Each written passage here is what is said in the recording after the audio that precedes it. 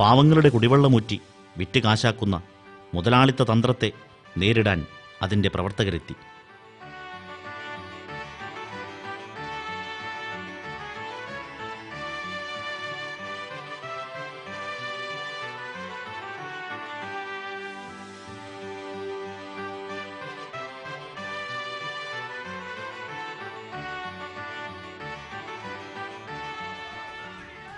ചില മുതലാളിമാരുടെ സ്വാർത്ഥതയ്ക്കു വേണ്ടി കേരളത്തെ രണ്ടായി മുറിക്കാനുള്ള രഹസ്യതന്ത്രമായിരുന്നു എക്സ്പ്രസ് വേ പദ്ധതി. സോളിഡാരിറ്റി അതിനെതിരെ ജനവികാരമുയർത്തി തെരുവിലിറങ്ങി.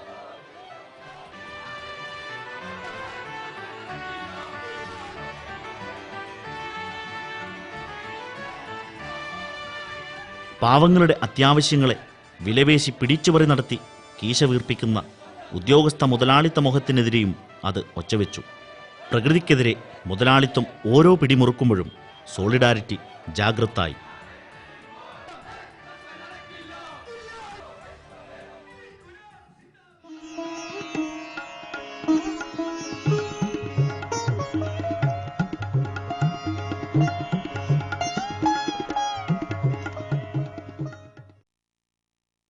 ഖദറിനൊരു ചരിത്രമുണ്ട്. സ്വന്തം അധ്വാനത്തിൻ്റെയും ബോധത്തിൻ്റെയും തണുത്ത മണ്ണിൽ ചവിട്ടിനിന്ന് സാമ്രാജ്യത്വത്തെയും വർഗീയതയെയും തോൽപ്പിച്ച് കൈകൊണ്ട് തിരിച്ചു തിരിച്ച് ചരിത്രത്തെ നെയ്തെടുത്ത ഔദ്ധത്യം.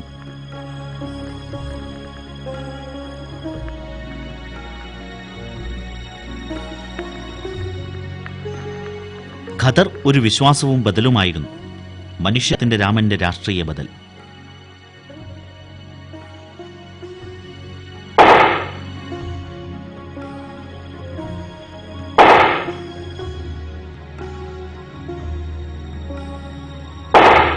സവർണവർഗീയതയുടെ തോക്കിൽ നിന്നും ചീറ്റിയ ഉണ്ടകൾ ആദ്യമേ ആ മൂല്യത്തെ തകർത്തു കളഞ്ഞു.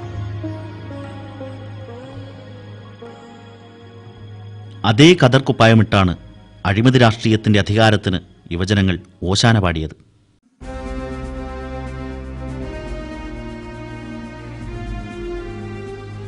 അതേ രാമരാജ്യത്തെ ചൊല്ലിയാണ് സവർണവർഗീയതയുടെ യുവജനങ്ങൾ ന്യൂനപക്ഷങ്ങളെ കൊന്നൊടുക്കിയത്.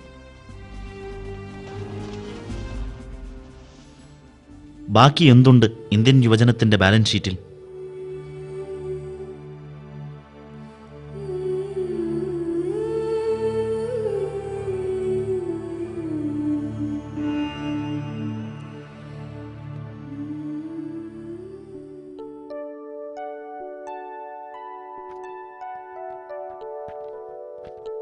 വർഗീയമാവാതിരിക്കുക എന്നതാണ് ഒരു സോളിഡാരിറ്റി പ്രവർത്തകന്റെ ആദ്യത്തെ പ്രതിജ്ഞ.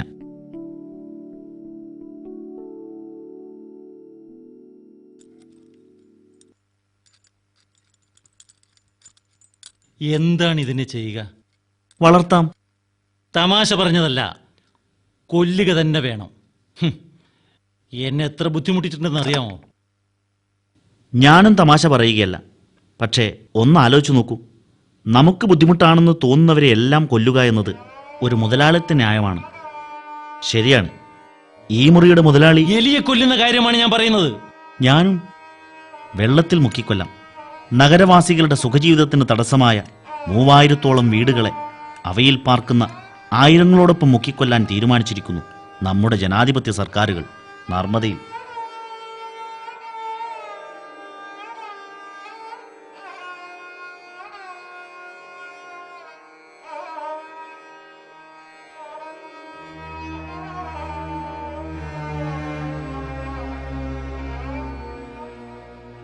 വിഷം കൊടുത്തും കൊല്ലാം. കശുവണ്ടി കൃഷിയുടെ വികസനത്തിന് ഒട്ടേറെ കീടങ്ങളോടൊപ്പം എൻഡോസൾഫാൻ എന്ന വിഷം വിതറി നാം ചില മനുഷ്യരുടെ ശല്യവും അവസാനിപ്പിച്ചു.